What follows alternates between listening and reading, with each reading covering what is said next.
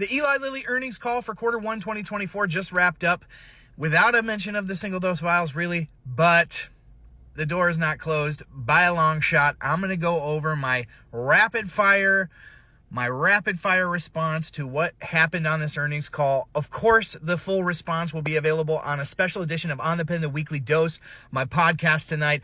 And so you're going to want to make sure you go over and download that podcast. So this is not meant to be a comprehensive review, just my initial thoughts and what I think we can glean from this call. So first off, not a lot of talk about the single-dose vials, but we did hear a lot of talk about the quick pen. That's the multi-dose one, sort of like the Ozempic pen. We heard that it's been approved for use in the UK. We know it's already launched over there, but they'll be launching it over in Europe as well. And when pressed on the different presentations and how Eli Lilly's justifying a massive increase, a $2 billion increase in their projected revenue this year, the door was definitely left open for new and different presentations of the medication to be brought about in different markets, including the US. So while we've been waiting for vials and we know that they've been approved by the FDA, I'll be keeping my eyes open for that quick pen to be approved in the United States as well, because I really believe they left the door open for this to happen eventually. And I did not get a good answer from Anat Ashkenazi as to why they increased the projections so much for this year without really increasing capacity. We did hear a little bit about the Concord plant coming online a little bit quicker than originally thought, but that will definitely not keep up with 100,000 new prescriptions being written per week.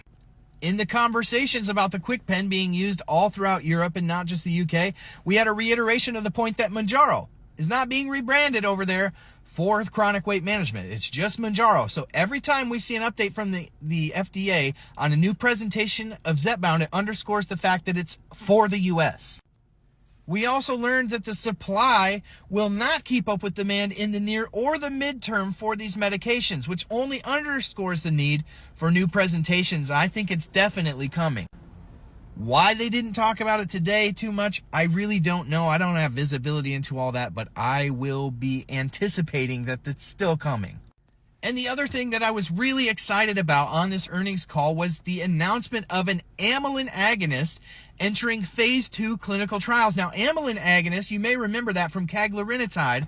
Cagrilintide is actually a amylin agonist by Novo Nordisk that they're combining with semaglutide in the drug CagriSema, which shows amazing promise for weight loss and for diabetes treatment.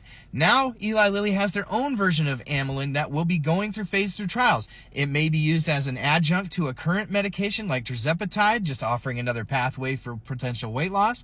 It may be used as a monotherapy by itself for something like maintenance, but we are super excited about the fact that Eli Lilly has an amylin agonist moving into phase 2 trials. You'll have to make sure that you follow this channel for all the updates on eloralintide. There will be more to come in the future. Again, this wasn't meant to be comprehensive. I'll have much more tonight at On the Pen, the Weekly Dose. Make sure you tune into the podcast, give it a 5-star rating and review. Make sure you hit all these buttons over here and share this review of the Eli Lilly earnings call with anybody who needs a quick recap from On the Pen. Thanks for watching.